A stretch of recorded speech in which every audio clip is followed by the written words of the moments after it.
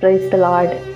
చాలామంది యవ్వనస్తులు తమ చుట్టూ ఉన్న కల్చర్కి ఈజీగా అలవాటైపోతున్నారు. మరేం పర్లేదులే, ఎవరు చూడరులే, ఎవరు నన్ను అడగరులే, దేవుడు క్షమించేస్తాడులే అని తమ చుట్టూ ఉన్న పాపపు కల్చర్కి అలవాటైపోయి at some point of time they are not able to come out of that situation. They are not able to come out of that sin. ఒక సమయానికి వారు ఆ పాపములో నుంచి బయటకి రాని పరిస్థితి. సంసోను విషయంలో కూడా స్త్రీ విషయంలో శోధింపబడి he could not come out of that situation. ఎప్పుడు కూడా తన బెస్ట్ లైఫ్ పార్ట్నర్ కావాలని, బెస్ట్ జాబ్ కావాలని, బెస్ట్ సాలరీ, బెస్ట్ ప్రమోషన్ కావాలని దేవుని దగ్గర ప్రార్థన చేస్తున్నావు. కానీ దేవుడు నా జీవితం పట్ల కలిగిన ప్రణాళిక ఏంటి, దేవుడు నన్ను ఎందుకు సృష్టించాడు, ఆయన నా నుంచి ఏం ఎక్స్పెక్ట్ చేస్తున్నాడని ఎప్పుడైనా ఆలోచించావా? ఎప్పుడైనా తలంపు వచ్చిందా?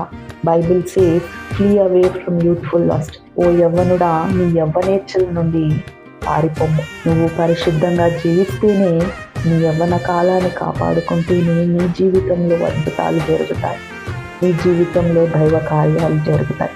ముఖ్యంగా flea away from sexual desires. లైంగిక కోరికల నుంచి పారిపోము.